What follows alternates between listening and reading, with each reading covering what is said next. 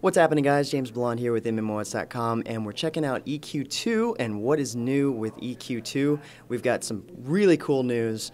One of the biggest expansion is coming into the game, and I'm here with... I'm Holly Longdale, the senior producer of EverQuest II. And there's all kinds of exciting stuff with the new expansion. Tell us a little bit about what some of the big achievements across the year have been. Oh, yeah, it's been a crazy year. So normally we would do weekly hot fixes and bug fixes. And then in January, we decided to commit to weekly regular content and then doing one big chunk of content every month. So since January, we've done just about every week some significant release, including our live events and holidays. And we're continuing with that. It's a crazy pace, a crazy amount of stuff. We've done Fabled Dungeons. We've added achievements, so we raised the cap. We added 10 achievements for our players, raising the cap to 350. We've added contested zones, elite guild halls based on our high keep, a really cool looking guild hall, and just a ton of stuff. It's a huge list of stuff, and we're not stopping. Not to mention the game is celebrating its 10-year anniversary, and there was an announcement made that the veterans for the game that's been in the game 10 years get a special prize. What is that? Yes, they get their very own free elite, or not elite rather, they're getting the Isle of Refuge Prestige Home as well as a starter population pack, which will include some of the characters from the original Isle of Refuge zone. So we're really excited about that. I've heard that people have been waiting for that for a long time. Yes, they've been requesting it in some form or fashion for a very long time now. Yeah. Awesome. So tell us a little bit about, there was an announcement made over a new PvP deathmatch zone. Tell us a little bit about that. There's some traps and things like that you can set off? Yeah. So this is our very first ever PvP deathmatch zone. It's going to be a 6v6 zone, but the environment's based on, we call it a Rowan Thier theme, one of the significant characters in our game. And it almost looks like a chessboard or a board, and some of the pieces will have traps and power-ups, and they'll move around the environment. So not only do you have to look out for people trying to kill you, you've got to pay attention to these traps and power-ups in the environment. It's going to be really cool. Awesome. So we also see over the past year we saw a couple of crazy mounts. Yeah. Some interesting mounts. How did those come about? Yeah, so quite often our players ask us, or they'll find an NPC in the game and they'll want a version of it. So one is called the Meat Beast. It's kind of like a raptor with a cow skin. It's a really weird looking thing. So they asked for that as a mount. And then some years ago we were giving away bunny hats around springtime. And so our players asked us, where are these bunnies from? Because there's no bunnies in the game. So two of our artists took that to heart, decided to make a rabbit, and because we made the rabbit, we decided to put saddles on them so that you could ride them. So earlier this year, we released the rabbit mount. It's a leaping mount, as you can imagine, and yeah, they're thrilled with it, and so are we. It was a lot of fun to make, and we're always making more. There's new ones coming that are going to be really cool based on the theme of our expansion. Yeah. There you go. And speaking of which, we also see a new race coming to the game, elaborate one too. Yeah. So the new playable race is called the Aerakyn. The Aerakyn was introduced with our expansion last year, but this playable race, they've got so many customizations. You can choose unique horn patterns for your head, and they're gorgeous. They're very sexy looking, both the males and females. The males can have horns on their faces.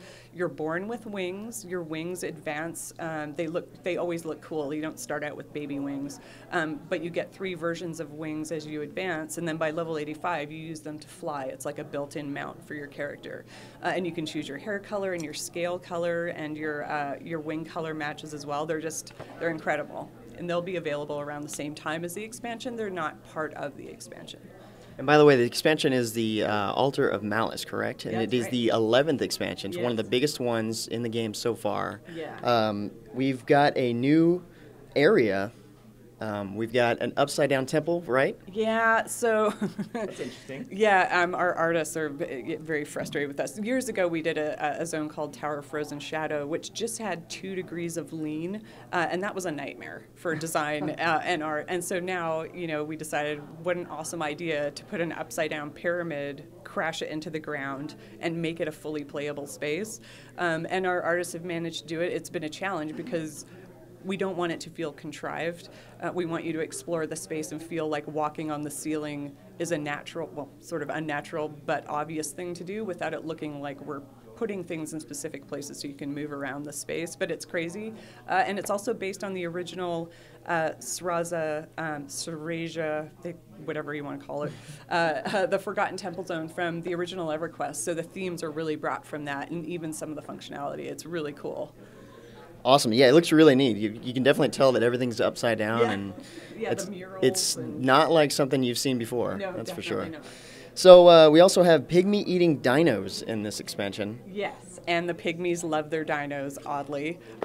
There's a lot of really interesting relationships in this expansion. So the pygmies worship the dinosaurs almost like they're gods, even though those gods eat them on regular or frequent occasions. But there's also these character called Lizardkin, and they also use the dinosaurs. They use the dinosaurs as mounts and things like that. So there's these really complicated relationships in this new area that we call the Shattered Seas. And two of those Overland zones, big outdoor zones, they're the first ones built that we've released in our terrain tool. So this is a really big deal for us. They're beautifully painted, something we've never been able to do before. I think in past SOE lives, our artists have talked about how complicated making outdoor zones is for us, and now it's that much easier, where it's a lot more flexible and they're beautiful. It's going to be great. Sounds like it. Sounds like it. So is there anything else you'd like to add? Tell us about maybe when we're going to see this next expansion? Sure. Yeah. So we're raising the level to 100, which is not just for our adventurers, but trade skillers too, which is a big deal. And not just that, we're adding prestige abilities up to level 100, and our systems team is coming up with spell mechanics that we've never had in the game before. So some of them are going to be really cool. Like there's a brigand, like an assassin type character, can summon a shadow that's going to mimic the damage that he does during the duration of that spell, which is all unique for brigands. And then we've got cool stuff, and our illusionists will be able to create a bond with one of their allies, like someone else in their group, and they'll be we call it a temporal bond, and they'll cast their targets. So if you're a wizard and you're about to cast Ice Comet, and I cast as an illusionist, I cast temporal mimicry on you, I will cast your Ice Comet after you do, and any other damage spells for the duration of the spell. So cool. It's crazy. Yeah, there's going to be all kinds of crazy stuff the systems team is working on, and we really want to make level 100 spectacular. And all this in a game that is now 10 years old. It's amazing. I know. Yeah, the team is, I have to give credit to them. They're the most ambitious, crazy, always wanting to one-up themselves team I've ever had the joy to work with, and I can't wait for another 10 years. That's what counts. Yeah, absolutely. Well, thank you so much for your time, and good luck for the rest of everything. Great. Thank you so much. Thank you. Thanks.